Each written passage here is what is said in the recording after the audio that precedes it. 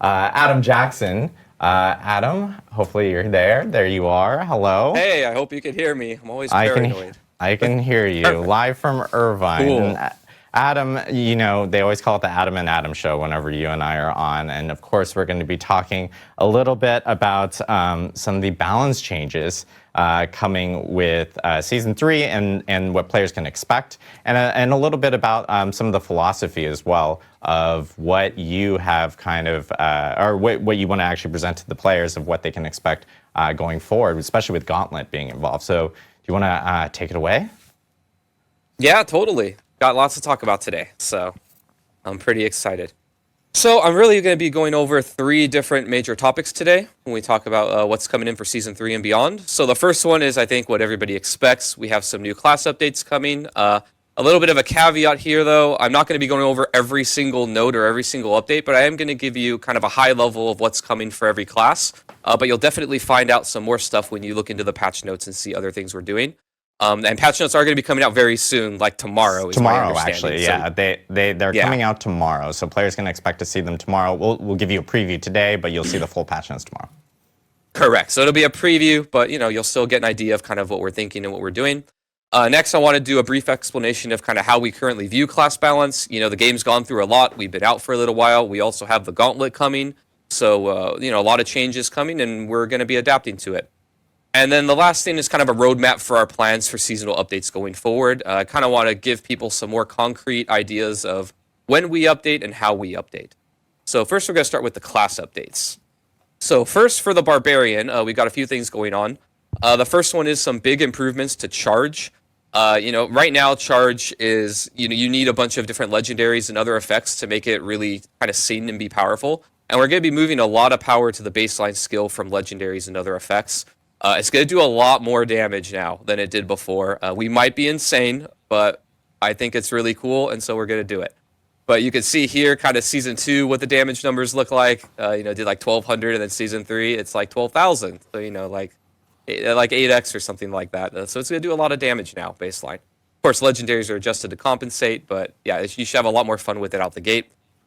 We're also doing a lot of buffs to key passives, such as Walking Arsenal. To kind of keep them up to date with the one that most people pick, that shall not be named. And then also we're adjusting a lot of shouts. We got a lot of feedback that players don't really like feeling kind of mandatory that they put all the different shouts on their bar. I played a Barbarian last season. I know how it feels. So we're trying to kind of walk this line where we want it to be fun and you can put all the shouts on your bar, but it's not required and you kind of feel like there's good reasons not to. So we've done some changes there. And, if I were a betting man, I'd say I'd put my money into, Charge and maybe some key passives as far as things that I think you'll be happy to see. So I think you'll be kind of happy with our changes there. Adam, whenever we have you on, you have to talk about class stonks. And this is class stonks. I do like my stonks. Yes. So next, let's go over to the Sorcerer. Again, these aren't all the changes. These are just high-level stuff. First one is, we know that Sorcerer players have kind of had some pain trying to apply vulnerable to enemies, so we're giving it to Lightning Spear now. So just baseline, Lightning Spear, when it crits enemies, will now make them vulnerable. So you have another avenue that isn't Frost Nova to consistently apply it. We also have some buffs to various Paragon legendary nodes that you can look forward to that kind of open up or make some things stronger. And last but not least, for you Meteor fans, Meteor build is getting quite a few updates and buffs across the board. We also are giving them a new unique that kind of changes how you think about it and how it plays. That I'll be showing off in a little bit. So can't wait to see it. It's so good. It's so good. Yeah, totally. So again, here Meteor players and Elemental Summoner players, like the ones that like to use the different conjurations. We got some stuff there in the legendary or the Paragon legendary node space that should make you happy. And next, we've got the Rogue. So we've got quite a few changes coming to the Rogue. There's a lot of buffs to really underuse skill and skill upgrades. A lot of people use, Twisting Blades and Poison Imbue and things like that. And we're really targeting some of the things that people aren't using so much and giving them some love.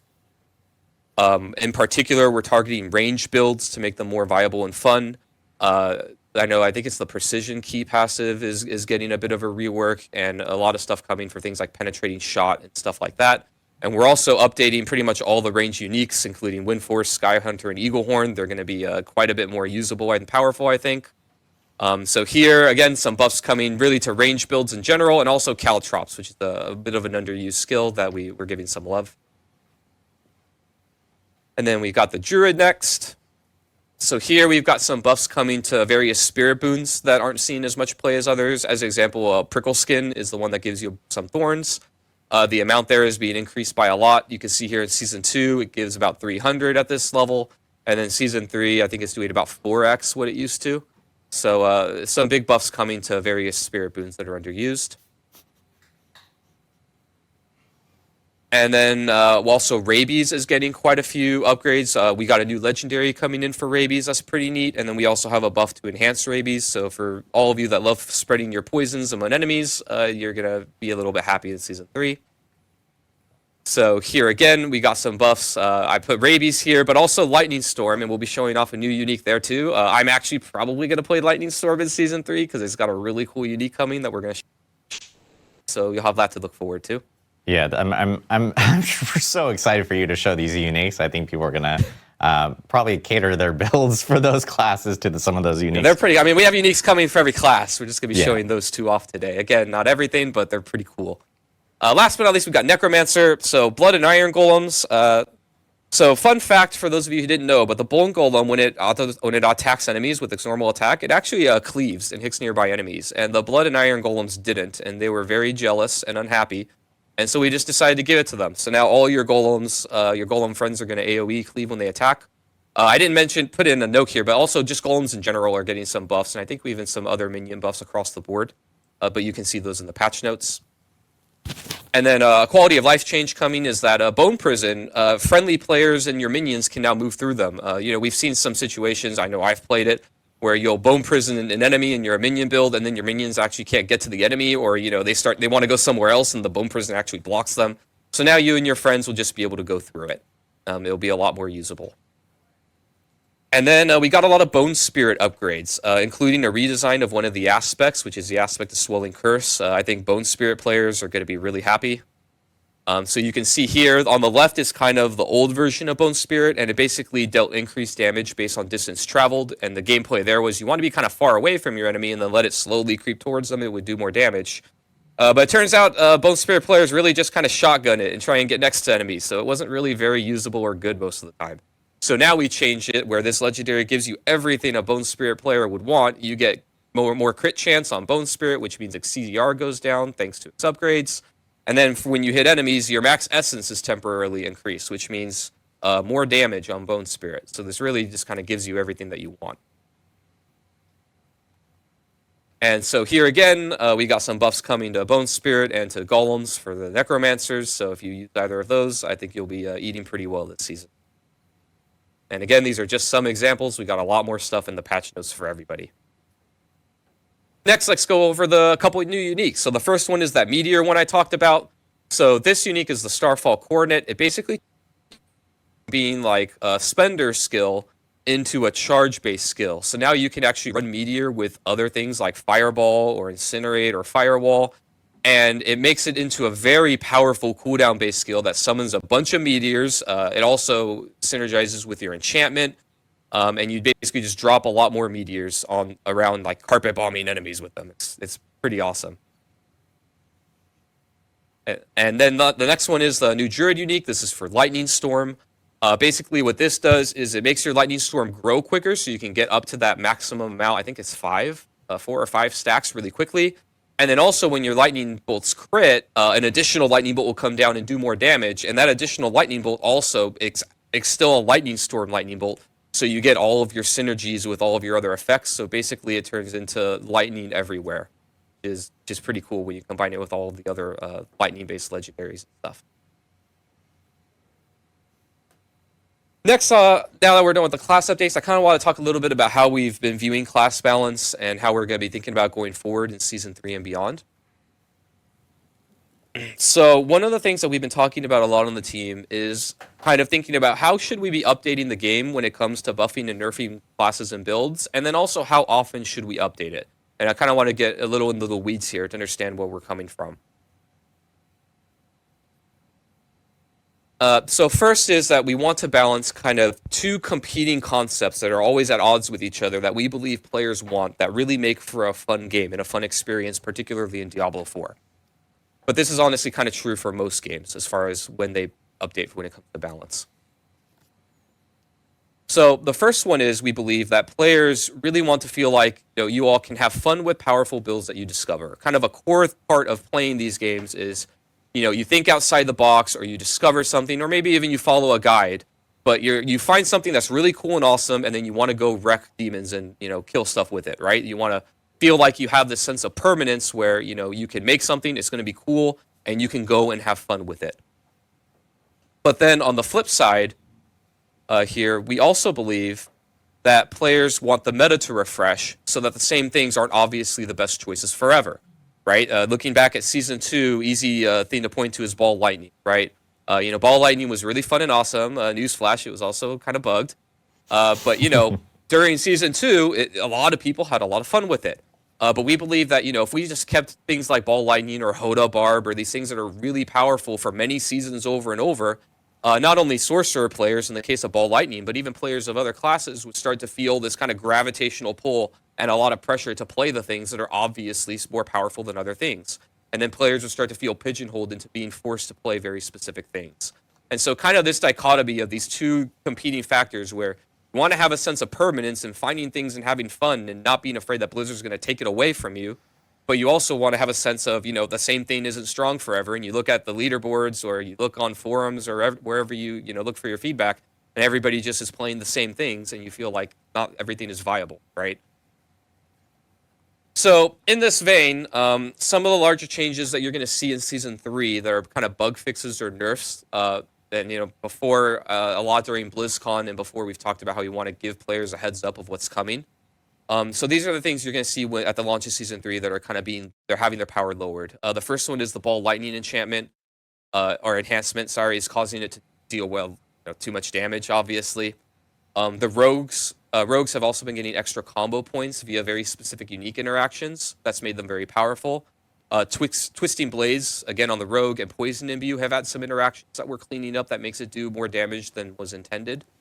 The Druid very recently kind of climbed to the top of the power level in the game due to kind of an unfortunate interaction with Blurred Beast, where you can double dip damage. And really, we've had a couple cases like this earlier in the game, so we're redesigning this legendary power, where you can kind of apply a dot or some effect, and then something else does damage based on the dot, or dealing damage on something else, and then that damage double dips, and then just goes into crazy town really quick. So we're nipping that in the bud. For the Barbarian, the Hammer of the Ancients, the Violent Hammer of the Ancients, which is one of the upgrades that you can get, was always being applied whether or not you had it, and we're cleaning that up. So basically everybody would always take the other upgrade, and then they were getting both. And then Overpower, this is more of an oversight, not a bug, but it was kind of just too strong in general. If you remember when Season 2 launched, we redid all the combat math in the game, and back then Overpower, nobody was really playing it. And then we really wanted to give it some love, and we definitely did. So it's a little bit too strong right now, and so it's just getting toned down in general. And now next I want to talk about our season roadmap. Kind of, when we were talking about how we think about how often we should update the game, we wanted to let you, the community, know kind of what the conclusions we came to and what we're going to be doing. So right now our plan is to update the game twice per season when it comes to class balance, and really just class updates. We're going to do one update at the launch of a season where you're going to see more kind of large-scale things. The meta is kind of expected to shift a little more. And then we also plan to do a mid-season update, and that'll come somewhere around the center of the season, depending on the exact dates of the patch cycle. So you'll get a little bit smaller of an update there, but still something that'll, do a bunch of buffs, and we're going to go into detail of what you can expect from these. So first, let's talk about season launch and what you can expect when a new season comes, when it comes to classes and systems, so on in balance. So the first thing is we're going to be giving you some new content. You can count on this. We're going to be giving new legendaries and uniques that are added to the game. The amount that we do can be variable, but what we can commit to is that every class should be getting something new in this space. So you can expect some amount of new legendaries and some amount of new uniques that'll give you new toys to play with. Next, there are balance updates. We'll be doing both balance and design updates for all the classes. And by design updates, I mean, some more in-depth things where we change around functionality rather than just moving numbers up and down. Again, the amount is variable here. It kind of depends on the needs of the game at the time and how much other stuff that we're doing. But as a general idea, just so you can know what to expect, we plan to do many buffs to things that are underperforming, a few nerfs to the things that are really overperforming, and then bug fixes, which can honestly be both buffs or nerfs, depending on what the actual bug is. And then we also plan to do other game updates. You know, our team isn't really only just doing classes. We also look at monster balance and feel. We do systems with drop rates and things like that. How quickly players can get things that let them have access to different types of content, all of that. So you can expect that at the beginning of a season. And then last but not least are larger updates and initiatives, right? These aren't guaranteed every season, but we want to launch these when they're ready. These are kind of, the big things that really shake up the game and change how players fundamentally interact with things. An example of some things here, or a couple things that we did in Season 2, we updated the resistance math and combat math to the game, and that was kind of a really big change of just how players interact with monsters and how they interact with their gear and stats and how they scale things. But we also do support for other things that might not seem so obvious, like content like Abattoir of Zir, where we have to go and look at the monsters, we have to look at the scaling, we have to when they do these things. So, we support all of those larger updates and initiatives as well, and you can expect these kinds of things going forward in seasons. But again, not every season. Just depends on when it's ready to come out. And next, let's talk about the mid-season patch and kind of what that looks like. So the first thing is we want to bring back previous season fan favorites. One of the nice things about a seasonal kind of model for a game is that we can experiment with things and then bring back the things that work. So an example of where we did this before was the Malignant Reigns. A lot of the Malignant Hearts in Season 1 had really cool designs that people really liked and got attached to. And we were able to bring that back in the form of unique reigns, right? Going forward, we think that the way that we bring back these designs could be legendaries, uniques, or even other ways, right? Like we can maybe just add it as paragon nodes or passives or actives or other ways in skill tree. We don't really want to be limited to it must always be uniques or it must always be legendaries. But what we do want to limit ourselves to is that we definitely want to promise that we can do one thing per class. And we also think that we can pull from all seasonal designs, not only from the previous season, right? If the design of the power mechanic of a season doesn't really fit into something that's evergreen for players, then we don't want to be limited to trying to shoehorn it in. We may just bring back, maybe a lot of Malignant Hearts or a lot of Blood Seals people really got attached to. We don't want to be limited to we can only bring back 4 or 5 things, and then we can never bring more. So we're just going to kind of look like what happened in the past and people liked, and then bring some of those things back. And then the balance updates, we also want to do this in the mid-season patch. The scope of this will be smaller compared to the beginning of the season. And we also want to do other game updates, like I said before, to monsters, systems, drop rates, and some of those things. We also want to try mix in a lot of buffs for each class. And then we will be doing bug fixes, and these will be both buffs and nerfs. And we'll go into a little more detail of that in a minute. And then we're really going to try and hit this goal. No promises. These are famous last words for me. But, we want to try and do few to no nerfs that really aren't bugs. And our kind of thinking and philosophy here is that we know that unlike the beginning of a season, players spent a lot of time farming for these things. And we don't want you to be scared of making powerful stuff and then knowing that we're going to take it away if it's too strong, right? And we want to have a sense of permanence when you start a season that you can try and target something that's cool and then finish it. But sometimes we need to if something's way too far out of control, particularly now that we have the gauntlet coming in. And our plan is to really broadcast the nerfs, whether they're design or bug fixes, before the mid-season update, so that you have an idea of what's coming, so that you can adjust your builds and play accordingly. So now let's give a couple examples here of kind of, if these things that existed in Season 3 and beyond, how would we think about and how would we handle these in a mid-season patch? So, in Season 2, like I mentioned before, the Hammer of the Ancients, this upgrade, Violent Hammer of the Ancients, was just always being applied, right? Basically, overpower builds were just getting 30% more multiplicative damage for free. It was a bug, not intended at all. This is something that we would fix in a mid-season patch. So, if this happened in Season 3, you could expect that in the mid-season patch, we would bug fix this, and, that would be a nerf to that build.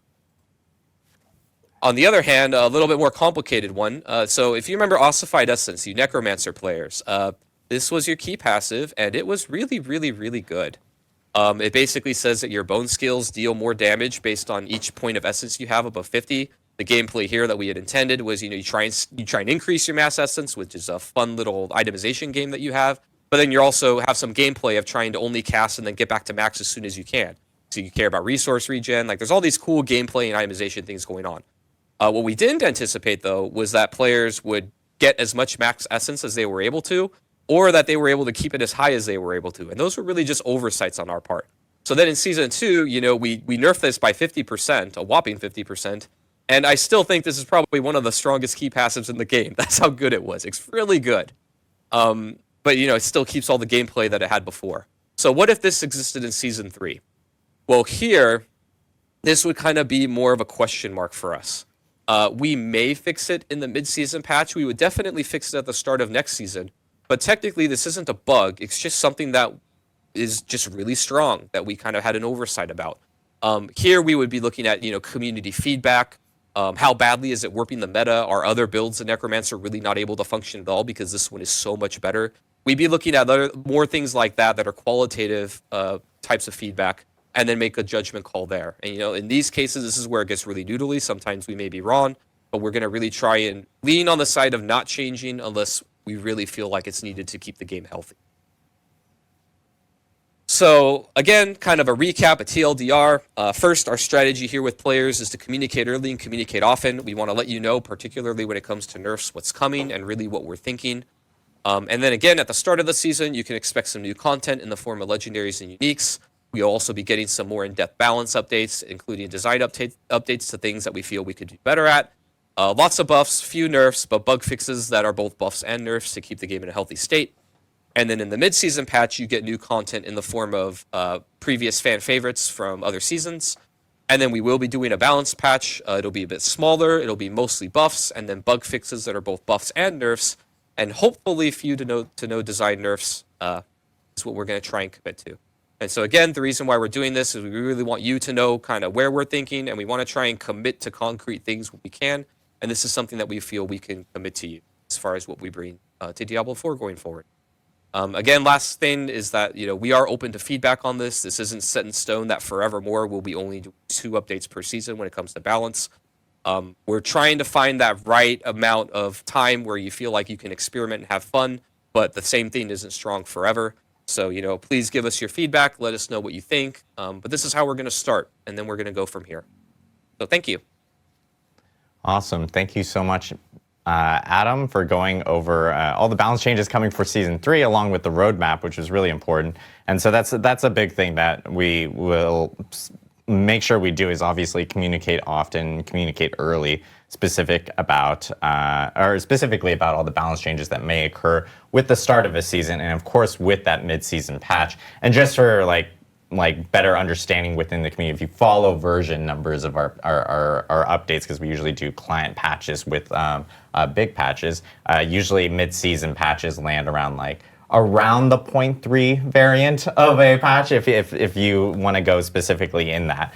We do have a lot of other quality of life items that are also coming within Season 3 that we do want to get into before we jump into Q&A. And we did want to tackle some of these because these are really big, and these are based off of players and what they're telling us, and of course things and improvements that we've already talked about beforehand that are now actually coming into Diablo 4. One big thing that I know that we mentioned in one of our prior streams with a Campfire Chat, Mr. Joe Shelley, our game director, actually brought up, which was Hell Tides. Hell Tides was something we learned within Season 2 and Season of Blood is everyone really enjoyed Blood Harvest, and Blood Harvest was always up. Hell Tides, though, were kind of timed in specific moments, and Hell Tides was something that we wanted to improve upon for players, and now Hell Tides will actually be up pretty much all the time, so players will be able to actually jump into Hell Tides whenever they need to. There is a 5-minute break to kind of reset the zone and stuff, but every hour you will be able to jump into a Hell Tide, which is great. So it's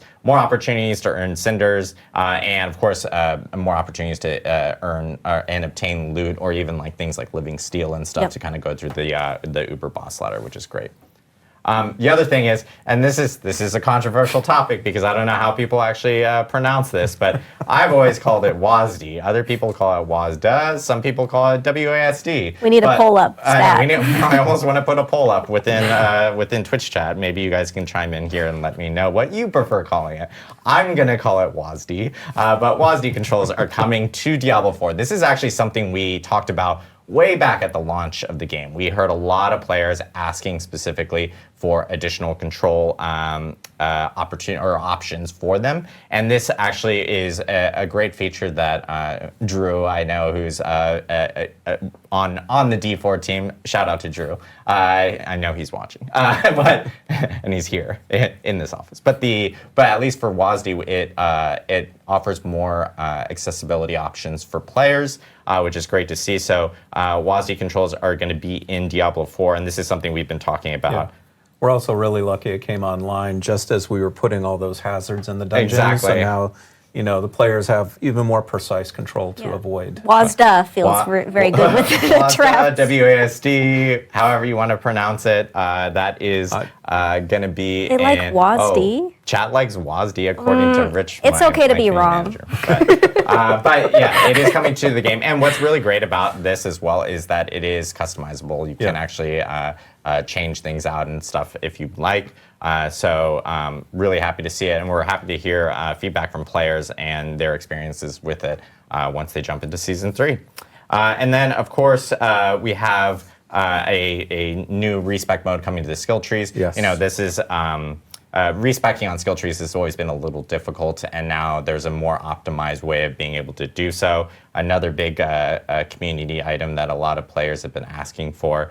This kind of goes hand in hand with the opportunity of actually taking your whole Paragon board and completely resetting it before, as opposed to doing it one by one that we had beforehand. It's a lot less finicky now. There's more opportunities to actually respec and do it in a much more organized fashion with this.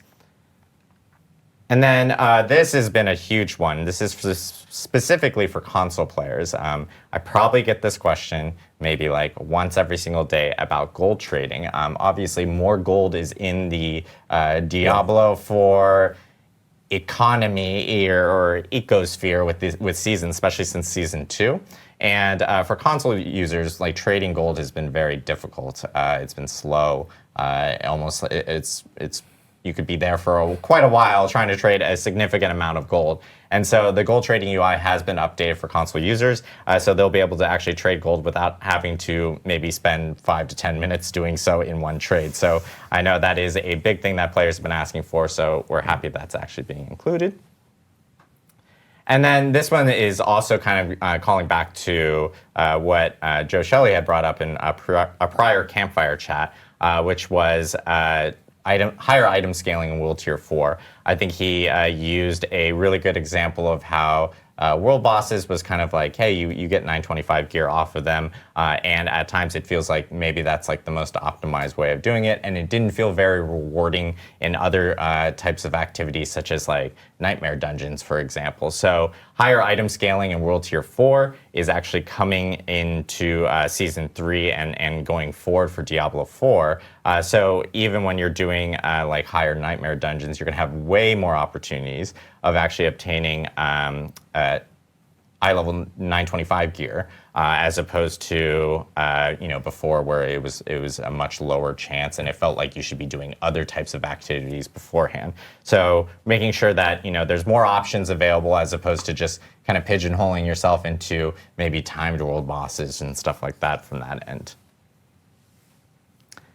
And then this one is a point of feedback that we've gotten from a lot of players. And this is something that, we kind of optimized within Season 2 last year. Things like the Living Steel buff based off of community feedback was really big. And so we're actually increasing opportunities to earn the Beast and Ice summoning items. So this kind of goes back to what I was saying earlier in our stream, where with the boss ladder, there will be more opportunities for players to kind of jump into those.